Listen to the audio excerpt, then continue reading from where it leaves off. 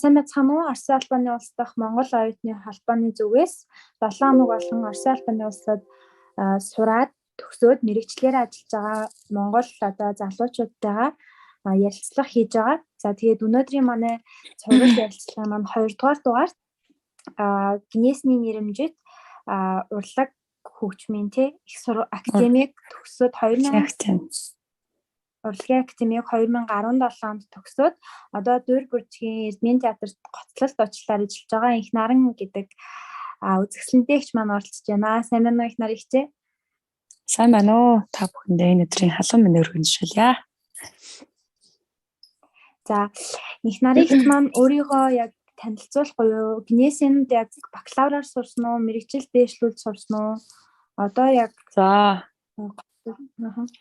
би Гиннесэнд би соёл урлагийн сургуулийг 2011 онд төгсөөд Гиннесийн нэрмжит урлагийн академид 11-ээс 17 онд бакалавра, магистра давхар төгссөн байгаа. Дуулаач мэргэжлээрээ. Тэгэл их орондоо ирээд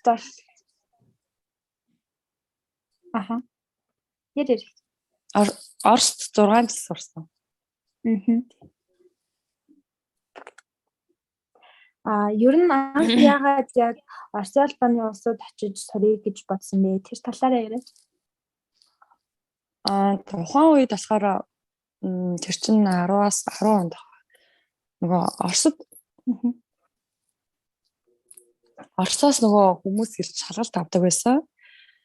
Тэгээд бид яг тэр үед Сүйс төгсөх гэжсэн болохоор өөрийгөө ингэж дутуу юм шиг санагдаад цаашаага өөрийгөө хөгжүүлье гэсэн санаанд нэг судалж үзсэн байхгүй. Тэгсэн чинь харин 4 сард Оросод өөрснөө ирж шалгалт аавна гэж байна.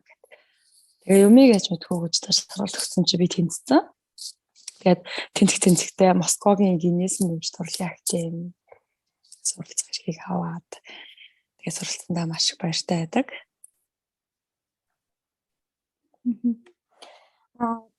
Одоо нөгөө урлагийн сургуулиудад сурахад чинь за яг зүгээр одоо нөгөө хүмүүнлэгийн чиглэлээр ч юм уу шинжлэх ухааны чиглэлээр явахад яг Монголда бид нар чинь шалгалтаа өгвөл явдаг шүү дээ. Миний одоо ойлгож байгаагаар бол урлагийн сургуульд чинь Монголда шалгалтаа өгчөөд тэнцэн нь дахиад 100 Оросдоо очиж мэргэжлийн шалгаруулалт өгөөд иддэг баха тий. Тэгэхээр ер нь яг одоо шалгаруулалт нь яг ямар журмаар явдгоо ер нь хэр хүнд байдаг уу тэр талаар яриад уу? Одоо шал өөрлөсөн. Бидний үед чинь болохоор Оросууд нь өөрснөө ирж эхний одоо суур шалгалтыг авах мэдээж Орос хэлтэй. Тэгээд нэгдүгээрт хэр дуулж байна вэ? Хоёрдугаарт Орос хэлний суур мэргэжил боловсрол хэрвээ нэгдийг хардаг. Тэгээд тэрний нөгөө сургуульд орсны дараа тэгээд дараах зүйлүүд нь нөлөөлнө. Одоо болохоор манай сургууль одоо намайг хойно сурч байхад монголчууд нь бүр өөрснөө очиж шалгалт өгдөг болсон байсан. Тэгэхээр заавал Монголд ирж шалгалт аавна гэхгүйгээр сурах сонирхолтой хүмүүс өөрснөө очиж шалгалт өгөхөд тэнцэнүүд нь сургуультаа ордог болсон байсан. Гиннесний сургуульд ер нь одоо Монгол оюутан хэд орчим Монгол оюутан байдаг вэ? Ер нь гадаадын ямар улсуудаас ирж оюутнууд суралцдаг бол? Монголчууд ер нь бол манай сургуульд маш цөөхөн сурдаг байсан. Гэтэ ер нь Оросд бол монголчууд айгүй олон шүү дээ. Урлагийн сургууль болохоор заарчилж тэ одоо дуучин гэхэд нэг семестр биш нэг курсэд нэг хүүхэд байх ч юм уу. Ерөнхийдөө ийм байдаг байсан. Маш цөөх хүүхэд. Тухайн үеийн сургуулиудаас хамгийн цөөхөн л баг манай сургууль байсан. Тэгээд өөр гадаад оюутнуудаас өөр ямар хятадууд амар их байдаг байсан. Тэгээ сүүлд нь Вьетнамууд их ирсэн. Тэгээ хойд солонгосчууд их сурдаг байсан. Өмнөд солонгосчууд. Тэгээд ер нь Азиуд л их сурдаг байсан да.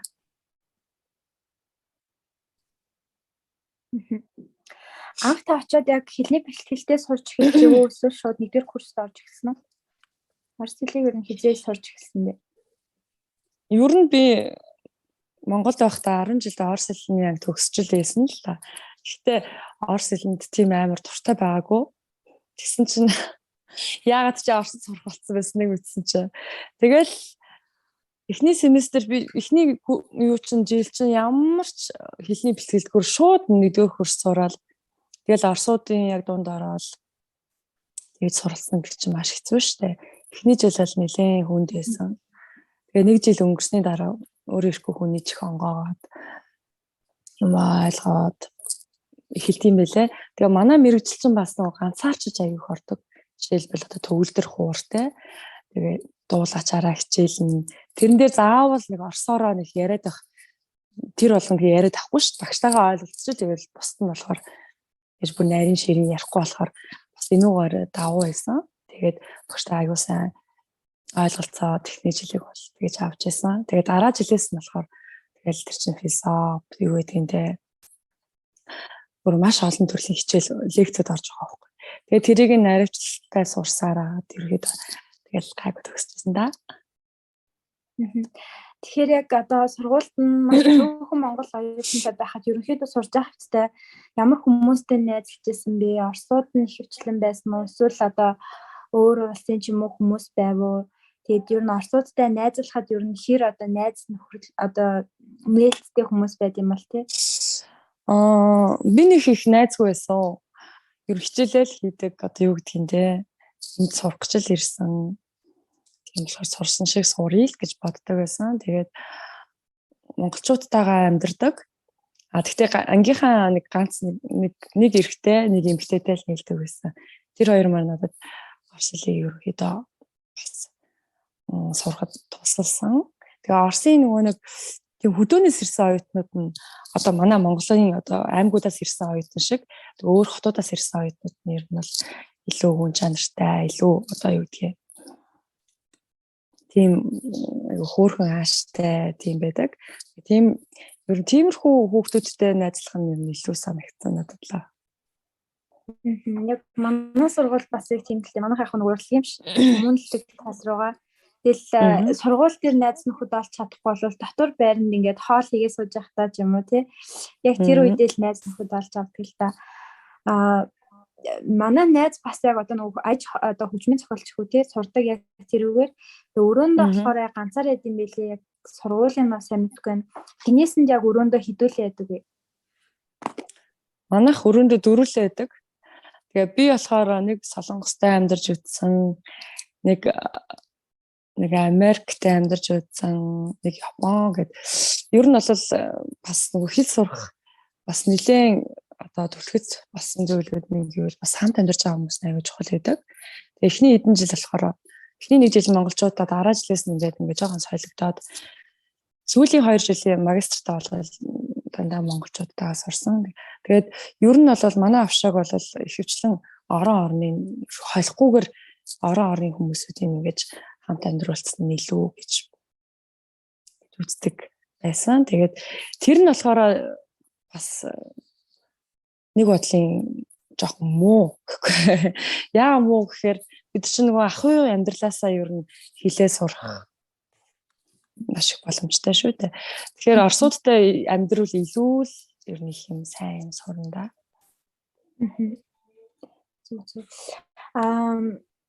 Ер нь бол одоо Москвад та одоо ингээд 6 жил гэхэнтэй 6 жил амьдарсан байна. Орсоор хэр аялдаг байв, Москвагаар ер нь хэр аялдаг байв. Хамгийн таны очиж үзсэн гоё газар чи Оросд юу хаана нэсэн бэ? Хамгийн гоё газар уу? Парк Горького гэдэг нөгөө цэцэрлэг түрээлэн байсан. Тэгээ бид нар нөгөө нэг тэгж тийшээ явдаг. Ерөнхийдөө ингээд хичээл айгүй хийдэг. Тэгээ тавтдаг. Бид ч орой сургууль дээрээ цаг авч очирч хүлээж агаад төгөлдөр хууртай ангийг сонгож аваад хоолойны дасгалаа хийн сурах ёстой юмаа сурдаг. Ер нь ихэнх цагаа сургууль дээр өнгөрөөдөг байсан. Тэгээ өдөрт 2 удаа хоол хийдэг. Гадуур нэг хоолдгоо. Тэгээд авшаагтаа хоолоо хийчихэл ихэнх цагаа сургууль дээр аяал нэг гоё цаг агаар дулаахан үед сургуулаараа ч юм уу өнөөрөө тэгж хамтаа аялахдаа гоё цэцэрлэг төрөлнгүүдээр алхдаг байсан. Парк Горького. Та Санкт Петербург ч гэдэг юм өөр хот руу орж үзсэн үү? очиж аялч гэдэг юм уу? Санкт Петербург руу би нөгөө сургуулаа төлөөлж манай сургуулаас хэдэн хүн бэлээ та 3 билүү 4 хүн болов төлөөлж нэг том фестивалд оролцох степ байсан. Би тэгээд яг магистр сурж байхдаа би сургуулаа төлөөлж тэр фестивалд оролцож байсан. Тэгээд маш олон хотуудын хүүхдүүдтэй ингээ энэ зэгцтэй нэгэнд хайцсан дээр тэр дундаа ингээд Монгол хүн те ингээд сургуулаа төлөөлж тэр том үйл ажиллагаанд оролцож байсан. Энэ бол мартагдчихгүй тийм сайхан дурсамжуудын нэг байдаг. Тийм тий. Таны бодлоор та ч бас ингээд одоо шууд 10 жилээ төгсөөд Орос яваагүй тий. Эндээ Монголда бас бакалаврын мэргэжлээ эзэмшиж явсан. Тэгэхээр яг Монголд бакалаврын мэргэжил эзэмших, Оросд бакалаврын мэргэжил эзэмших хоёр ямар ялгаатай байдаг вэ? За тэгээд Монголд бас яг урлагаар сурж байгаа оюутнууд болон Оросд урлагаар сурж байгаа оюутнууд хоорондоо бас яг ямар ялгаатай байдаг вэ? Төсөөтэй зүйл нь юу байсан бэ? Одоо би ингэж боддог байхгүй юу? Би Свейс сурж байхад манай Свейс нөгөө өвөр Монголоос айгүй их хүүхд ирж сурдаг байсан шүү дээ ер нь тухайн үе. Одоо ч гэсэн сурж байгаа. Тэгэл тэр хүүхдүүдийг тухайн үед нэг анзаардгүй. Яг тэгэхээр би их орондоо байгаа тий ээж аваахан дээр тэгэл их дураараа яг тийм байсан байгаа хгүй яг бодоод хахаар тэгээ бүр сүүлд яг авсад авсныхаа дараа хүний нутагт сурах чинь энд яах гэж ирсэн бэ ер нь тий цагийг дэмий өнгөрүүлэхгүй байхын тулд яах ёстой гэж би өөртөө амар ярилцдаг байсан. Тэгээд хамгийн нэгдүгээр суур бол Орос хэлээ сурцсан байж дараагийнхаа алхмуудыг хичээл номоо хийж штэ.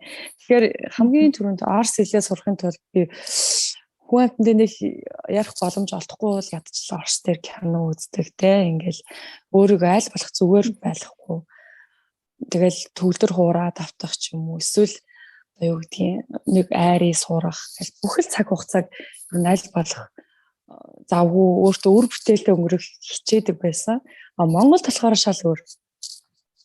Одоо юу гэдэг нь ингээд жоохонч байсан. Тэгэл хичээл намаа тэр болгоо ингээд амар тавтаад байхгүй ш яг Орсон явжод. Тэгэхээр ингээд хүн их орондоо байх тэрийг бол эрт ухамсарлсан нөхцөлд бол шал өөр байх л та. Тэгэхээр яг орчинд нь очиод юмыг сурж мэдээгээд очих бас их өөр юм билээ. Тэгээд энэ цавшааныг ашиглаад Оросд сурж байгаа хөрхэн дүү нартаа, найз нартаа сурлагын өндөр амжилтыг хүсье. Тэгээд цагийг үр бүтээлтэй яаж үр бүтээлтэй өнгөрүүлэх үү, яаж гоё их юм сурах уу гэж бодож өдөр болгон тэгэж өөрийгөө ирчилж байвал хүн ер нь яг тэрийнхаа төлөө явдсан байлээ.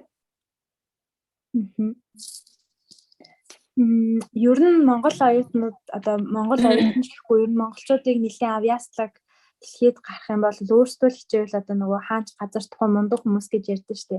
Ер нь та энтэй хэр санал нийлэх вэ? Яг олон улсын оюутнуудын дунд ороод хамт авьяасаараа ингээд уралдаад ч юм уу те хамт сураад ингээд хөгжөө явсан хүний хувьд ер нь монголчуудын авьяас дэлхийн түвшинд ер нь яг хэр хэмжээнд үнэлэгдэх бол одоо жишээлбэл би магистрийн ангидаа ер нь дандаа л гадаадуудтай байдагс. Оросууд цөөхөн тэгэл энэ тэндээс ирсэн гадаадууд тэгээд Вьетнам тэгээд ер нь Азиуд надад их сайн байдаг гэсэн. Яагаад гэхээр би нэг хилэндээс гайгүй бусдаасаа тий бас тэнцээ чи бакалавраа төгссөн сургуультай гайгүй одоо юу гэдгийг олон жил сурцсан хүн ч юмс арай өөр идэв шүү дээ. Тэгэхээр надаас ингээл юм хүмүүс ингэж айгүй их асуудаг гэсэн аахгүй юу. Нараа чи надад энэ дээр туслаад өгөөч тэгээд өгөөч гэл. Би тэгээд чадах чинь нэр хүмүүс амьдсалдаг байсан. Ер нь энэ тентхийн ангиудад тэр монголчууд ер нь гадаад оюутнууд дундаа ер нь толгойл цогтгол байсан л та. Манай монголчууд айгүй нэр хүн цайтай шүү дээ. Хаан ч хацаа олцохгүй гэдэг шиг л дээ. Тийм. Гэтэ яг миний хардгаар бол яг монголчууд ер нь бол орос хэл нь нэлээд сайн байгаад байдаг тий. Тэгэхээр ингээд сайн наад ер нь толгоос ирэг. Гэхдээ яг ингээд миний ажиглаж байгаагаар оюутнууд маань ингээд очиод эхэндээ гайгүй байгаад тэгэхээр за би гайгүй юм чинь ингээд хичээлээ хаячих гад байх талтай байдаг тий. Уг нь тэгэхгүй ингээд орсуудтайгаа мөр зэрэгцэн гээл тий тэдний төвшнөөс илүү давна гэж хичээл бүр илүү сайн мэдлэгийг олж авах. Ер нь эзэн хичээл заяа хичээн гэж хүн өөрөө л ер нь өөрийгөө хурцлж хүн өөртөө л аягүй сайн тэмцэх хэрэгтэй юм шиг л. Би одоо 11 жил өөрийн дуулаач мэрлэлээр сурсан баггүй. Монгол 5 жил, хаашаа очиж 6 жил. Тэгэл сүүлийн 6 жилийг бол би маш өөр бүтээлтэй өнгөрөөсөн. Би Оросд очиж сурсандаа маш их баяртай байдаг. Тэгэхээр ер нь бол би ингээл 11 жил сурсан хүний үднэс бодохоор Монголд ингээд бүхэл бүтэн 5 жилийг арай л ингээд зүгээр өнгөрөөсөн юм шиг санагдаад байдаг байхгүй. Тэгэхээр ингээд энийг ийш ухаарад тэ насны залууд сайн юм сураад боловсроод тэгсэн байхад хүн ер нь хизээж хаач газардахгүй гэж боддог. Яг гоо. Таас яг бакалавра Монголд төгсчөөд ажилд ороогүй шууд Орос руу явсан уу? Тийм шууд би бүр яг хонхны өрийнхаа өдөр бичиг баримтаа хөөцөлтэй явчихсан шүү дээ. Тэгээд шууд намар нь явсан. Тэгэхээр яг ингээд нөгөө Орос төгсөж ирчээд ингээд Монголд ажилд ороход яг хүндрэл гарч ирсэн үү? Эсвэл одоо яг урлагийнхан өөрөө цөөхөлөхний болохоор шууд ингээд ажил байт юм уу? Энэ ажлын байрны тал дээр хэрхэн яаж одоо нөгөө Орос сурчаад ирэхээр чи миний ойлгож байгаа бол яг урлаг ямар байдгийг мэдгүй бусад мэргэжил дээр бол 5 дугаар курстэй ингээд дадлага хийчээд шууд ингээд дадлага хийсэн компанид ажиллах боломж бол Монгол сурж байгаа оюутнуудад аягүй их байгаад байдаг. Гадаадад Орос сурж байгаа оюутан болохоор яг танилын хүрээ арай бага. Оросдоо л ингээд карьер нүсэж дэвжээ яваад идэг. Монголд ирэхээр одоо бас яг өөрийгөө таниулсан зүйл багтаа байдаг л та. Энээс болоод бас ажлын байранд ороход жоохон сул талтай ч юм ийм асуудал байдаг. Урлагийнханд маань энэ асуудал ер нь хэр байд юм болоо? Урлагийнхан одоо дуурийн театр чинь Монголд ганцхан нэг гэдэг те. Тэгээд ингээд дөөр бичгийн Эрдмийн театрын батлал дуучин гэж одоо бүхэл улсын хэмжээнд 20 идэх юм байдаг байхгүй юу? 20-аар. Тэгэхээр энэ бол маш тийм өндөр босхтой ажлын байр маш цөөхөн байдаг. Тийм. Тэгээд би 8 сард сургуулаа төгсөж ирчээд 10 сард би шалгуулаад одоо би энэ сургуулийг ингээд төгсөөд ирлээ. Тэгээд бакалавра үзүүлээд шалгуулаад зохих хэмжээнд нь шалгалтуудыг өгөөд тэгээд би за манай театрт бас хэрэгтэй хоолой байна. Та төрүүлээ заараа гэд. Тэгээд би 2 сард ажилд орж ирсэн байхгүй 2 сарын 1-нд. Ер нь бол сонгодог урлаг гэдэг бол яагаад сонгодог урлаг гэж нэрлсэн те? Сонгодог гэдэг чинь ер сонгом бол цөөхөн дэжиж сонгодог болно шүү дээ. Тэгэхээр ер нь бол ажлын байрын тал дээр маш хэцүүтэй. Өөрийн театрт орж госол урснаар ажиллаж байгаадаа маш их баяртай байдаг. Би ер нь бол анхны сэтгэл маань болохоор өөрийн театрт госол дуучин болохын тулд би сурсан. Миний багш Монгол Улсын ардын жижигчин даалгавар тэгээ багш гэх тийм сайхан мундаг дуучин болохыг ер нь эрмэлзэж хүсэж сургуулаа ингэж өргөсөн байхгүй. Тэгээд яг зорилготой хүрсэн юм тий. Тэгэхээр яг одоо ингээд манай ярилцлага маань одоо төгсгөл хэсэг рүү орж ин л та. Ер нь бол миний мэдхээр Монголд жил болгон одоо соёл урлагийн сургууль, хөгжим мужийн сургууль тий. Ингээд урлагийн чиглэлээр маш олон хүүхдүүд төгсдөг. Тэрэн дундаасаа одоо Орос улбаны улсаас жил болгон 600 квотыг бол Монгол оюутнуудад Орос сураа гэж гаргаж өгдөг. Тэрэн дундаасаа миний мэдхээр нэг 10-аад нь одоо Монголдоо шалгалтандаа тэнцээд тэгээд хоошоо очиж шалгаруултандаа ороод тэр шалгаруултандаа бас Орсон нь ингээд Оросдоо суралцах юм боломжтой болдог. Тэгэхээр маш одоо юм урт замыг ингээд хуулаад явж иж одоо Оросд очиж сураа. За тэндээ бас сургуулаа төгсөөд эндээ ирээд ажилд орох гэдэгтэй ийм урт зам байдаг болохоор яг одоо ингээд урлагийн сургуульд сурж байгаа ч юм уу тий. Эсвэл ингээд Орос руу явж сурыг дөр бүжгийн Эрдмийн театр одоо орой ажиллая тий. Яг мундаг урлагийн хүн бол гэж